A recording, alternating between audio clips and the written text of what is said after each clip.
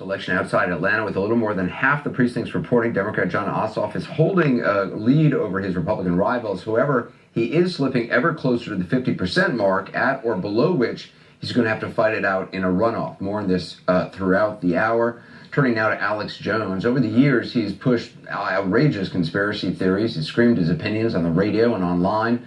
One of the worst involved the kids who were killed at the Sandy Hook school shooting. Alex Jones claimed the whole incident was a hoax. He has millions of followers and fans that include the current president of the United States. Well, now his lawyer in a custody dispute says Alex Jones is just a character and that it's all performance art. Breonna Keeler has more. They're frickin' interdimensional invaders, okay? I'll just say it, make fun of me all you want on CNN or wherever. He's perhaps the most famous and influential right-wing conspiracy theorist, Infowars.com's Alex Jones. This is the Infowar. All I know is the official story of Sandy Hook has more holes in it than Swiss cheese. Ridiculous? Yes. Outrageous? Of course. But guess who also knew that theories like that and others were only for shock value? Alex Jones himself. Now embroiled in a custody battle, Jones's lawyer says his client is a, quote, character and performance artist. It's a stunning admission from a man who's been peddling wacky theories for years, like this one about the 9/11 attacks. Now, I want to go over 10 smoking guns. There's over 500. You can type in the smoking guns of 9/11. You'll see different compilations, some 500, some 300, some 100. There, over 300 of them are absolutely iron-tight proof that the official story is a fable and that inside job is the only explanation. That is not true, and Jones doesn't even believe it if you believe his lawyer. But the Texas-based syndicated talk show host has created a massive following by appearing to believe what he says. He said Donald Trump should say this to Adam Schiff, the top Democrat on the House Intelligence Committee. Listen, you son of a... What the f***'s your problem? You want to sit here and say that I'm a Russian? You get in my face with that, I'll beat your you son of a... Schiff never said Trump is a Russian. He raised questions about his associates' ties to Russia. But again, maybe Jones actually knows that. With more than 500,000 Twitter followers and over 1 billion views on YouTube, he counts among his fans the president himself. That's right, Donald Trump lavished praise on Jones as a candidate. I just want to finish by saying your reputation's amazing. I will not let you down. You will be very, very impressed. Well, I'm impressed. I mean, you're saying you're fully committed. You know, there's no future if we don't take this country back. Hillary Clinton took aim at Trump's association with the talk show host. I don't know what happens in somebody's mind or how dark their heart must be to say things like that. But Trump doesn't challenge these lies. He actually went on Jones's show and said, "Your reputation is amazing. I will not let you down." And Jones often claims credit for Trump's rhetoric. Here he was 3 months before Election Day. It is surreal to talk about issues here on air and then word for word hear Trump say it 2 days later. It is amazing. And it just shows how dialed in this guy is, and that's why they're so scared of him. He's backed up many of Trump's bogus I said it 2 days campaign ago. including that Muslims receive They're scared. They think President Trump will let the they're so afraid he's gonna let the cat out of the box. I was just talking about them on TV 24 hours with microphones, loudspeakers. So they think there's something special. They think they're so powerful.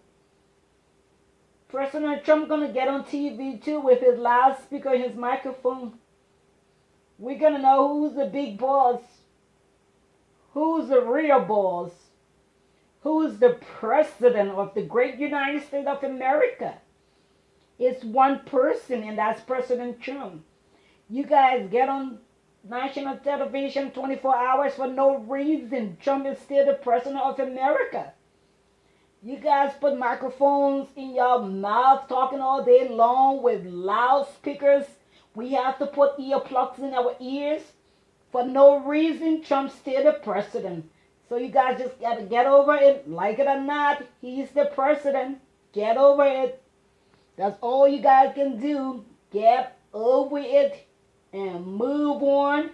He is the president of the great United States of America, and that's it.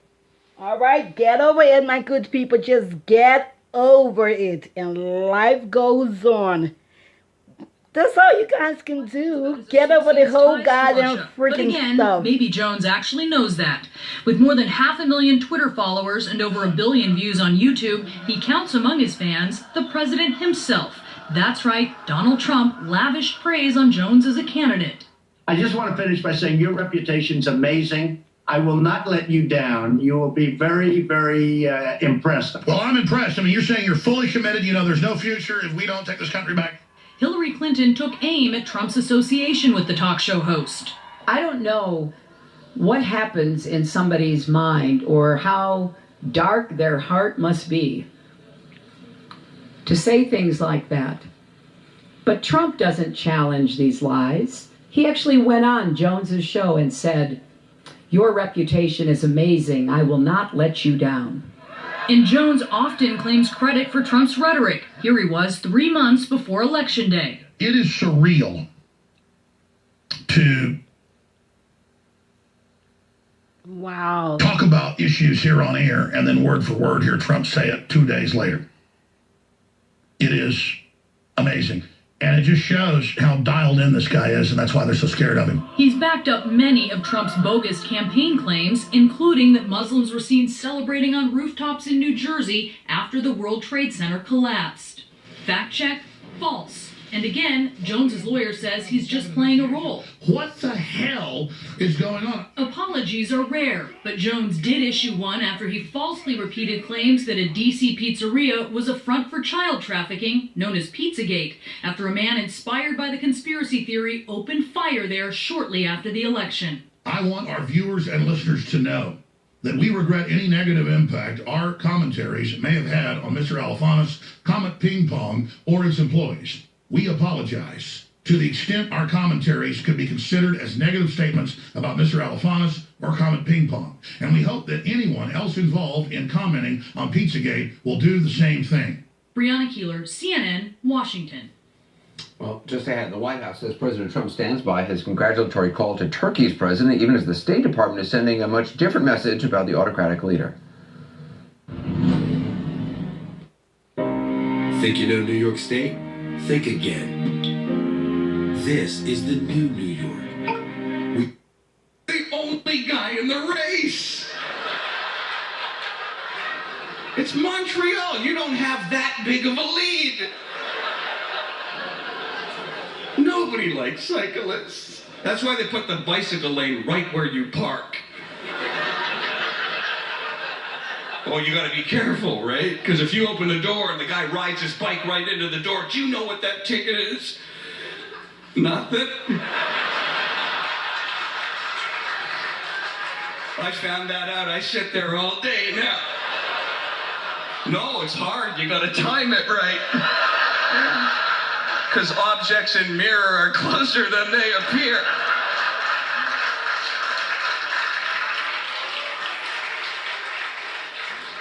I'm trying to be in shape, you know, it's hard because I'm old, you know what I mean? How old are you, buddy? 39, so you're almost 40, so it's coming, right? I'm 48, buddy, look at me. I would have gone to the gym, but the guy scared me the last time. I had a shocking experience at the gym. I saw a guy with a perfect body from behind, and he turned around, and he was 80 years old. Yes, I was completely startled. I sounded like a crow. I went, ah! And then he got mad at me because people have obviously done that to him before. So he went, shut up, man. They don't have a machine here for my face.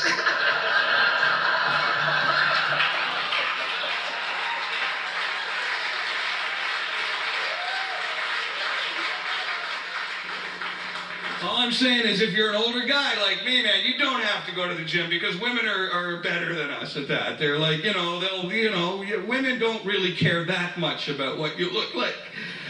They don't. You can fool them with clever conversation and money.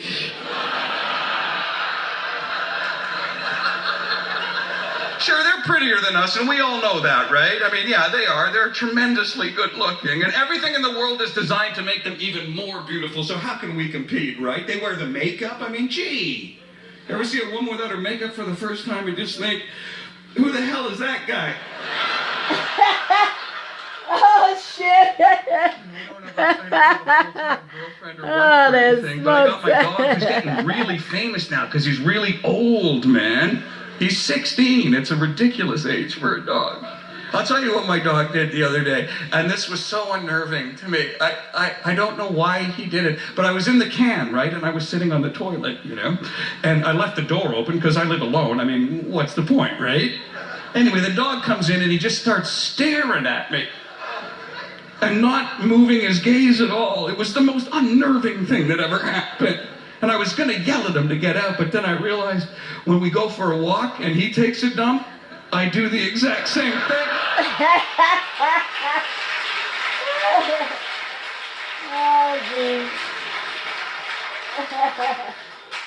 And here's the weirdest thing I came to tell you. This is something that happens to me since I moved to America in Los Angeles. Sometimes I get into like an argument with the guy and I've done nothing at all. That's the difference between Canadians and Americans. Canadians will just, they'll not argue to your face. They'll just see something and then leave you alone. Oh, I'll tell you what happened. I'll tell you this story. I'm walking the dog in the park and there's That this black is guy 100 so yards true. away. And all I hear is, always talk about it too. Americans are so dramatical. Canadian would just look and keep on walking.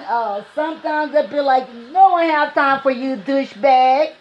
And they keep on going by the business. No, I'm not. He doesn't believe me. It's one of those things he's got to find out for himself. So he starts walking towards me and all I hear is, "You are so Nicolas Cage. I know my Nicolas Cage." Wow. And then he gets... I don't know why Americans so violent like that. They protesting, they apply violence. They having debates. They fighting and cursing and acting rude. They cannot act decent or normal. Oh my God, it is so embarrassing. They're better than us at that. They're like, Wow. women Jesus don't really care Christ. that much about what you look like. They don't. You can fool them with clever conversation and money.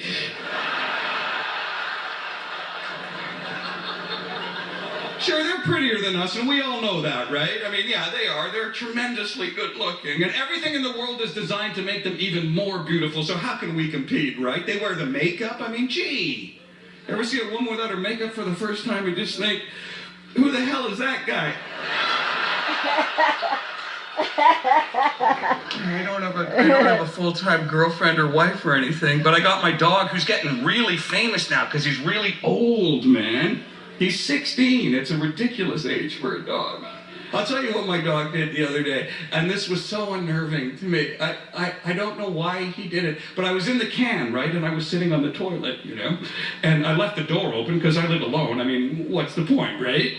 Anyway, the dog comes in and he just starts staring at me and not moving his gaze at all. It was the most unnerving thing that ever happened. And I was going to yell at him to get out, but then I realized when we go for a walk and he takes a dump, I do the exact same thing.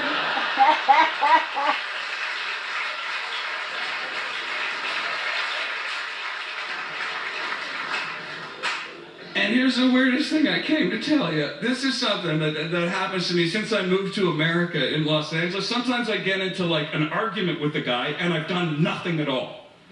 That's the difference between Canadians and Americans. Canadians will just, they'll not argue to your face. They'll just see something and then leave you alone. Oh, I'll tell you what happened. I'll tell you this story.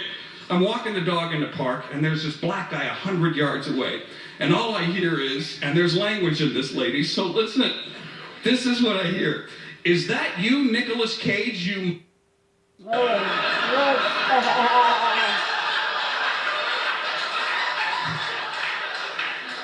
So, I try to stop him. I go, no, I'm not. He doesn't believe me. It's one of those things he's got to find out for himself. So he starts walking towards me, and all I hear is, "You are so Nicolas Cage. I know my Nicolas Cage." And then he gets really close to me, and he looks at me for a second and goes, "You ain't no Nicolas Cage, you lying." So I said, "No, I'm not Nicolas Cage." I'm Al Pacino. And I signed an autograph for. Pointing it up. Wait. Okay, babe, let's do this. And they are given in an atmosphere that is already fraught with a lot of tension. You can't make mistakes like that. Tonight, the president dialing down his war of words with Kim Jong-un. Hopefully he wants peace and we want peace, and that's going to be the end determination, but we're going to have to see what happens. As for the boat blunder, the White House describes it as a failure to communicate. And those ships now headed to the Korean Peninsula. They'll be there in a week, Lisa. All right, Joy Melvin on the North Korean confusion tonight, and plenty of ship traffic in the Mediterranean right now with the onset of warm spring weather. There's a huge surge of migrants making that dangerous crossing to Europe. Over the past 4 days, more than 8,300 people have been saved at sea. The latest rescue ship docked in southern Italy today with 800 people on board. Most of them are from North Africa. So far this year, more than 41,000 migrants have been rescued and almost 900 have drowned. We have some updated information tonight on the real estate situation in Canada. The average home price was up 12.6% in the first quarter to an average of just under $575,000. Vancouver's market is still substantial despite a foreign buyer's tax. There were marginal increases in the hard-hit cities of Alberta. St. John's was the only big city with negative price growth, but that's from your own party, Jack. So I think it is going to be a targeted race. Listen, I can tell you, I don't know what he did with $8.3 million. He ought to be sitting on about $5 million, because you meet critical mass around $3 million in a district like that. Now he's probably spent every dime of it like a true Democrat would, but the reality is, I don't know what he's done with this kind of money, and you can have a good time in any district in the nation except for maybe L.A. and New York City, but for $8 million, you can have a good Jack, time. I got to tell you, Jack, and I know you're from Georgia. Hey, I'm just feeling Jack, good I lived tonight, there. I fella. lived there for almost 10 years. It is a ruby red district, and Georgia is a red state. So at this point, I mean, just saying, someone who's not political, I was surprised to see a Democrat getting this far when I went back. But remember, let's remember one other thing here. And, you know, I love Jack, but he's spinning his top off here, which is, you know, that we've got Hillary Clinton only lost this district by 1.5 points. That's Hillary Clinton in Georgia, right? So this is a swing district. This is not, you know, that's why Democrats are invested here. Gloria, I think, said it at the top, but so this will be close all along, and it will continue to be a referendum on Donald Trump. Mm-hmm. I can tell you, Karen Handel is going to eat him alive. She's a very tough competitor. She has run statewide 2 different times. She's run Fulton County as a county commission chairman. No, she won as a secretary of state. County commission chairman, right? Okay. But do you expect Karen Handel to invite Donald Trump into the district in a runoff? Is he going to Absolutely, and I'll recommend it to her that she does. I mean, you know, everybody say, oh, well, he was tweeting. Well, it looks like the tweeting works, doesn't it? Gloria and then I Margaret. just want to add a couple of things from a source who's been working with Handel. One is that they believe that what helped in the end for them is that Donald Trump's unfavorable numbers started going up towards the home stretch, and that in this district he is over 50% favorable, which is not where he is in a lot of parts of the country, as we know, but that certainly helps a Republican. And secondly, they believe if he doesn't get over 50% in particular, they believe that he may have miscalculated a bit in his campaign. And this source said to me that he made himself too much of a partisan, according to this source, and he should have presented himself to be more like Sam Nunn, who, as we all know, is a former Democratic senator who was somebody who was known to work across party lines. And so from the Republican camp, looking at Ossoff, they just thought he was presenting himself as somebody who was too liberal. Margaret, I have a question for you. I've got a question for Margaret. 30-year-old I've got a question for Margaret, but she gets to answer it after the break. We'll be right back.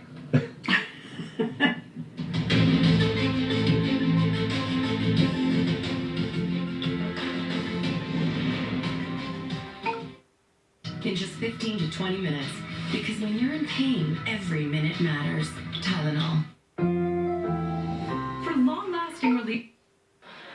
But the difference is this: anytime a white guy does anything, no white group comes out and tie themselves to that person. Anytime a Middle Eastern or Muslim does something, a white group comes out, ties us to that person, we all start getting profiled.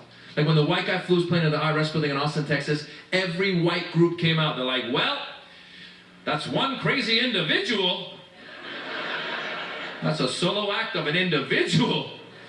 When the Pakistani guy tried to blow up a car bomb in Times Square, the Pakistani Taliban came out and took credit for that failed car bombing. Why would you take credit for a failed car bombing? Why would you call a press conference and be like, we just wanted to say, we tried. And furthermore, it is the thought that counts. And in conclusion, win some, lose some.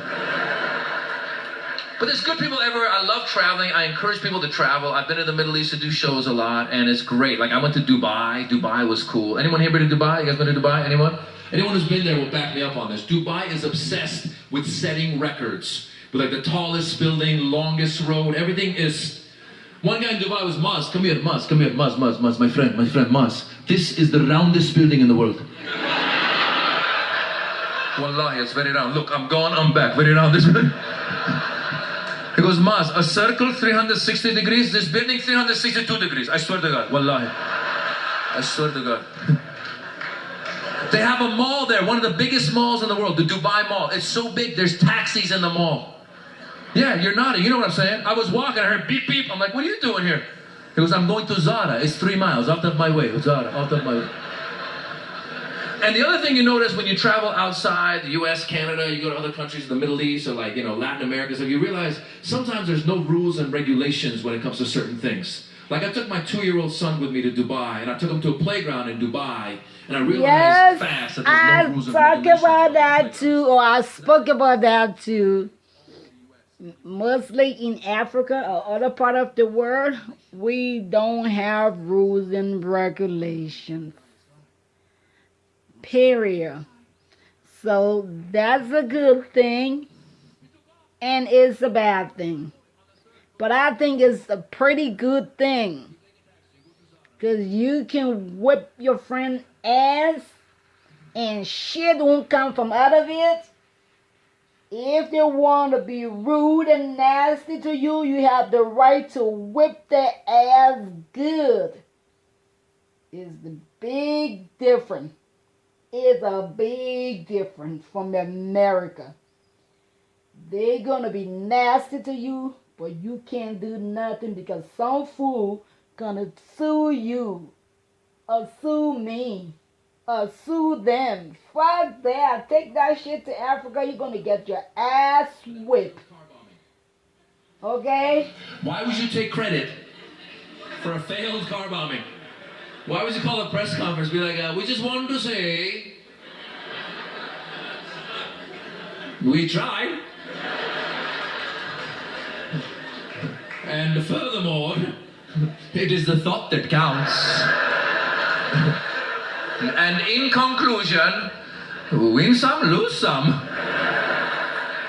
But there's good people everywhere. I love traveling. I encourage people to travel. I've been to the Middle East to do shows a lot, and it's great. Like I went to Dubai. Dubai was cool. Anyone here been to Dubai? You guys been to Dubai? Anyone? Anyone who's been there will back me up on this. Dubai is obsessed with setting records. With like the tallest building, longest road, everything is... One guy in Dubai was Maz. Come here, Maz. Come here, Maz, my friend, Maz. This is the roundest building in the world. Wallahi, it's very round. Look, I'm gone, I'm back. Very round, this building. He goes, Maz, a circle 360 degrees, this building 362 degrees. I swear to God, Wallahi. I swear to God. They have a mall there, one of the biggest malls in the world, the Dubai Mall. It's so big, there's taxis in the mall. Yeah, you're nodding, you know what I'm saying? I was walking, I heard beep beep. I'm like, what are you doing here? He goes, I'm going to Zara. It's 3 miles, out of my way. Zara, out of my way. And the other thing you notice when you travel outside the US, Canada, you go to other countries in the Middle East or like, Latin America, so you realize sometimes there's no rules and regulations when it comes to certain things. Like I took my 2-year-old son with me to Dubai, and I took him to a playground in Dubai, and I realized fast that there's no rules and regulations on these playgrounds. Because I've taken my son to slides all over the U.S. And when you put your 2-year-old on a slide in the U.S., there are rules and regulations. They've sprayed something on the slide to slow the baby down as it goes down the slide. Not in Dubai. I put my 2-year-old on the slide, just, he took off. I went down and go, where's my boy? On the 3rd floor, sir, on the 3rd floor. You take a taxi, you go to Zara, make a left. Yeah.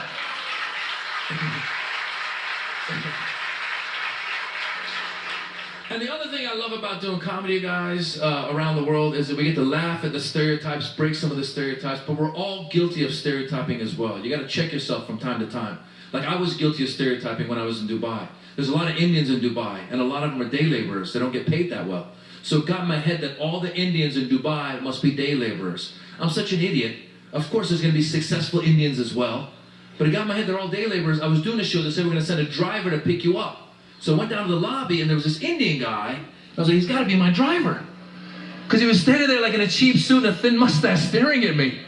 So I go over, excuse me, sir, are you my driver? He goes, no, sir. I own the hotel. I go, I'm sorry, then why were you staring at me? He goes, I thought you were my driver. Thank you, Montreal. That's my show. Good night. That's a good one. Yeah. Oh, 12 boy. hours of muscle, joint, and back pain relief. For pain relief throughout your day, try Advil 12 Hour.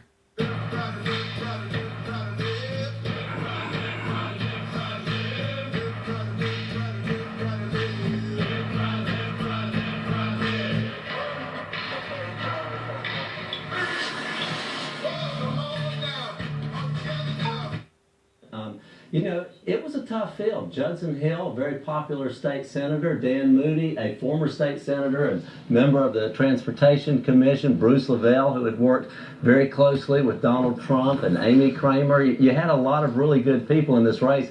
Bob Gray, who was on the city council. And so when we talk about Donald Trump not endorsing a particular person, it was because the family of Republicans really had a lot to choose from, and we were divided. But it was also a tame primary. I think if there's a lesson here, there wasn't a lot of cutthroat politics that were going on within the Republican Party, which is very important when you're in a difficult field like this. Well, you just reminded me that Bruce Lavelle texted me and said I should have endorsed him, and I forgot to text him back. Bruce, that would not have helped you. Let me just say that. I don't do that, but that would not have helped you. Gloria, again, I want to ask you. No, I just want to say very quickly that this district went for Marco Rubio during the primary. Yeah. So, you know, to Margaret's point, this is more establishment Republicans, not natural Donald Trump territory by any stretch. David, the rough start to the presidency and the drip, you know, this Russia controversy that everyone has been talking about, maybe taking its toll. I want to put these numbers up. Let's talk about these new poll numbers from Gallup. As the president is keeping his promises, only 45% say he is. It's down from 62% in February. So put that number in context for us, David. Yeah, that's a big 17-point drop there on a key thing for a candidate who promised to completely sort of upend Washington and hasn't really been able to do so. I think what you see there in those numbers and why you see him sort of flatlined around 40% overall approval, Don, is because some of his key promises have been stuck, like the travel ban in the courts or to repeal and replace Obamacare, unable to get that through Congress. He hasn't been able to sort of take the checklist out and check off all of the things he's accomplished quite yet. So I think he looks a little more like a typical politician, sort of in the Washington morass and stasis than voters perhaps expected, and that rolled the dice with him, those voters that weren't fervent supporters but were like, I don't like Hillary and I really want change.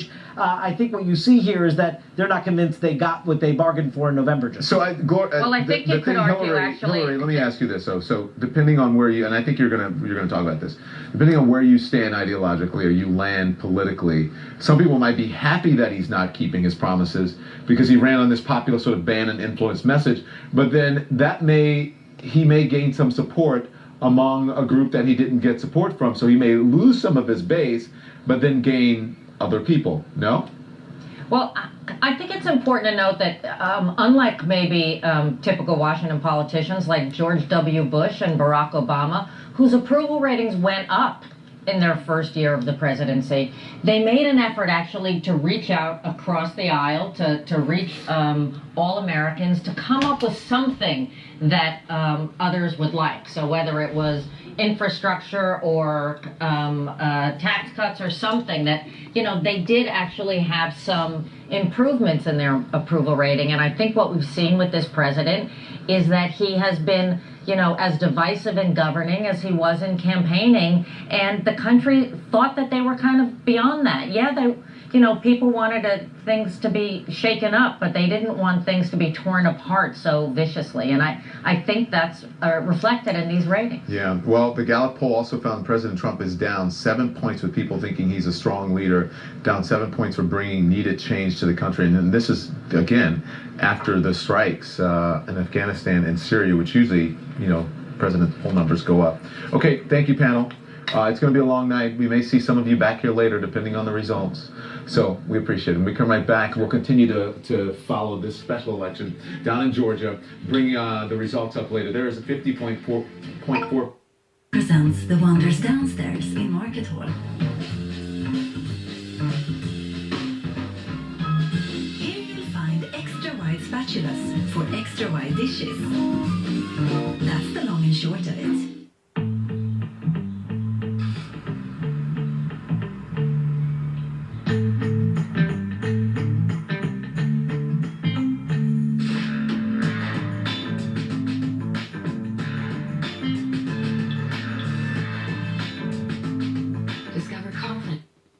That she wore before she got pregnant. She's 5 months pregnant, wears the same pants.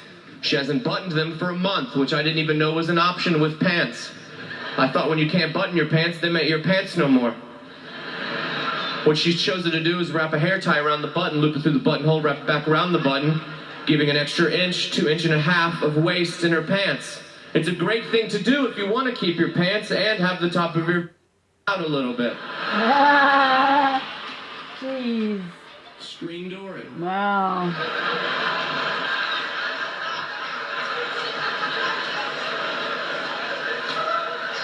I had to explain iTunes to my mother the other day, so that's the last time I'm going to talk to her for the rest of my life.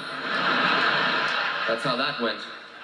She wanted iTunes. I said, are you on your computer? She said, yes. I said, go online, find iTunes, download it, create a username and a password, and you have iTunes. And she said, are there spaces in that? In the sentence that I just said out loud, yes, it had spaces in it, one after each word, then some form of punctuation at the end of my thought. It took me a second to realize what was going on. My mom only knows the internet browser bar. She was going to type in www. Go online, find iTunes, download it, create a username and a password.com, and just send it to the internet. You have all the information. Bring me iTunes by the morrow. So after we get over that hurdle, she tosses this one at me. She goes, is there internet on iTunes?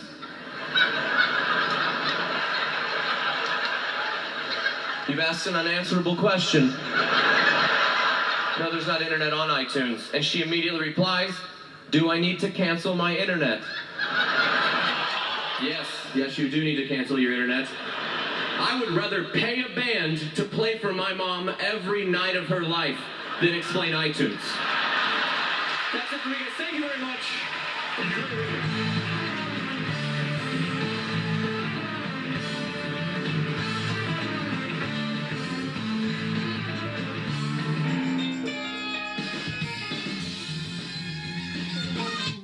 100 days. Words matter, deeds matter as well. A special primetime edition of The Lead with Jake Tapper. This is a wild deviation from basic White House protocol. Starting Monday night at 9 Eastern. Introducing Shaw Blue Sky TV. Stop scrolling, start watching. With game-changing technology and the magical voice remote. Kids Zone. It's gonna change everything. Ooh, my turn. Do me. What do you think? It's pretty cool. Treachery in Siberia. Manitoba's film industry has just posted its best year in a decade, the backdrop for both TV and movies, including another Hollywood production starring Superman's Henry Cavill. Hey everyone, I'm in Winnipeg. Who, while filming here in March, also remarked on the Manitoba cold. That means it feels like minus 26. If it means more big productions and more jobs, this province known for its nasty weather really has no problem playing the part, even when it's a stand-in for Siberia. Jill Makashon, CTV News, Marquette, Manitoba. Beautiful Marquette, finally on the map. That is it for us tonight. I'm Lisa Laflamme for everyone at CTV National News. Thank you for watching. Good night, and we'll see you again tomorrow.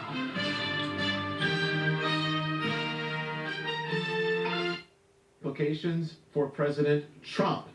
As a matter of fact, he's been tweeting about it, also did a robocall. He's very invested. Let's discuss now. CNN senior political commentator Mr. David Axelrod is here. Good evening, David. This congressional election is a big deal. First political test of President Trump's presidency and how Americans view it. What does the outcome tell you so far?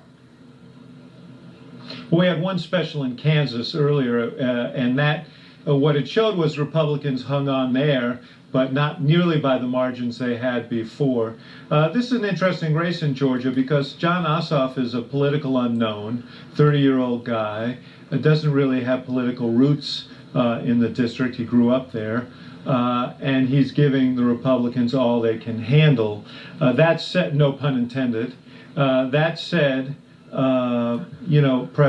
President Trump's tweets were just the cherry on the cake of what has been a pummeling over the last couple of weeks. By the way, Karen Handel is a Republican candidate, and that's why you said all they can handle. Karen Handel is a Republican. She's at what, 18? I actually didn't mean it that way, but I will take credit for the pun. I'm always willing to take credit for a pun, but I think it's interesting that a guy who essentially is a generic Democratic candidate is in a position here where the Republicans are huffing and puffing to keep him from getting over the goal line in the first race, and that's not a good auguring for them. I don't think, I wouldn't read too much into it. We tend to, in the political community, we tend to view each thing as a kind of decisive event. I don't think this is going to be a decisive event, and I think Ossoff will have a tough race come June when they can focus all of their attention behind and get behind one candidate. On the other hand, he'll have a target which he hasn't had here. He's going to have an opponent, and he can go after that opponent, and I expect it'll be a very competitive race. So when you said you don't think it'll be definitive, as you said at our test, didn't you say that right?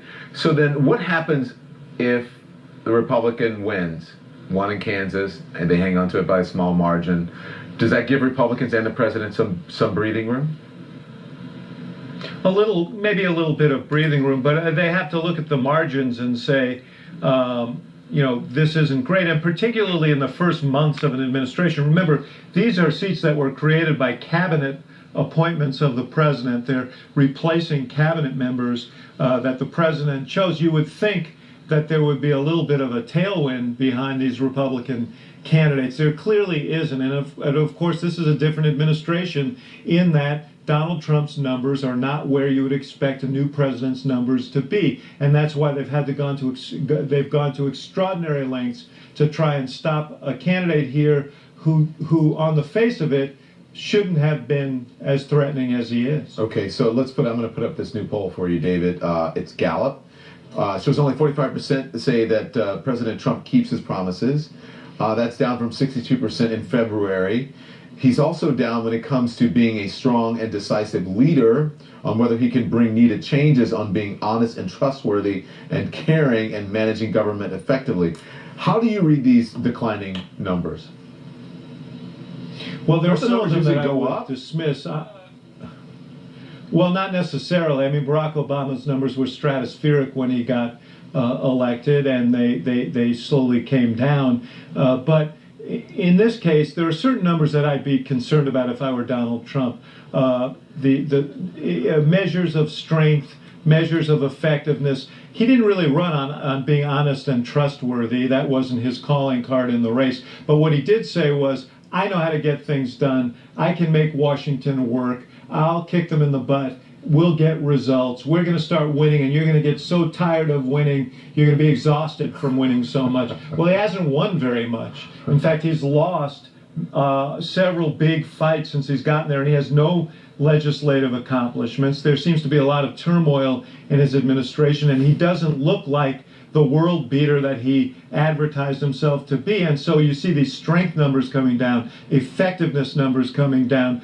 Those are warning signs for Donald Trump. He can live with not being viewed as honest and trustworthy. He can't live with not being seen as strong and effective. Well, I want to ask you if the sheen is wearing off, the luster, or however you want to put it, because he's, as you said, he says, we're so tired of winning. There are people who supported him who are saying, well, when is the winning going to start?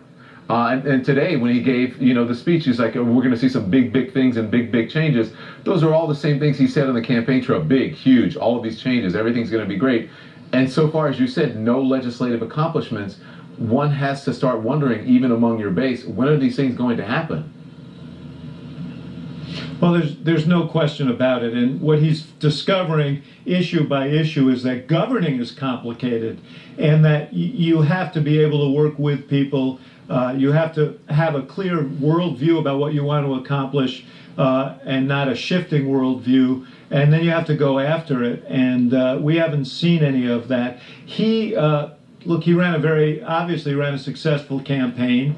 He had a very incisive message. He hit a base that came out for him in big numbers. That's a lot different than being president of the United States with all the complicated matrices that you have to deal with. And he is finding it very difficult in the early going to produce. And he's set himself up on a number of issues like healthcare, like the travel ban, still bears the scars of those things. His relations with Congress seem a little bit dicey. He's got the ongoing probe that hangs over him. It has not been a triumphant inaugural 3 months for Donald Trump. And he's going to run into problems down the line. I wouldn't say that the results in Georgia, the close race in Georgia, is a big red flashing light, but it's certainly a yellow light, and should be of concern to him. Okay. He's not a real liability to Republicans around the country. All right. I mean, he's not a real asset, I should say. Thank you. I appreciate it. David Axelrod. As we continue on, we're going to watch these returns. It's in Georgia, the special election. There they are. They're up on your screen right now, Because Congress in his way. President of America is very stressful. So much pressure. Lots of headache. Everybody don't like this. Another person don't like that. The other one don't like this. And always whining, complaining. It's just too much to be president of the United States of America. So the people shouldn't hold Donald Trump accountable for that. They should not. He didn't know it was that way. He was running his campaign. I don't think he was lying because he didn't know. He said it with hope and faith that we will win until we get tired of winning. But he's in the White House now. It's a different ball game. So you guys need to understand it's different. That's why I want him to come on TV and talk to the nation, explain some of the things to the people. Let the nation know it's a different game. You didn't lie to them. You're still working for them. You're fighting for everybody. It's gonna come through. We're keeping our finger crossed. Hopefully everything will be okay. Start doing stuff like that. You can have your Twitter account, your Facebook account, your Instagram account. Nothing wrong with that. But get into the presidential habit of talking on the news. Forget about the news being fake. Now you're in office, you know the difference. So if the news is fake or if news is not fake, don't worry about it. Get on TV, talk to the nation, explain to people the situation, where we going, where we standing, and stuff like that. Forget about North Korea and forget about all this war issue because it's where some of the problems coming from. People leaving, they don't want to be part of you anymore because a lot of people saying, we don't want this. This is not what we settled for. We settled for a better America. We settled the dream, the swamp. We don't want this. If it's going to happen, fine, but not right away at this very moment. You just got in the White House. You have to give it some time. So please, President Trump, try and get on national television, national air, and address the nation. Talk to people who are wondering and scratching their heads, thinking, oh, what are we going to do now? Oh, we so confused. We don't know what we're going to do. Is this really what we voted for? Is this the kind of guy? But you're doing the best you can. You're doing everything you can. You just need to explain to people working on the campaign trail is different than working in the White House. Explain to people. People look at things differently. Some people look at things like, oh,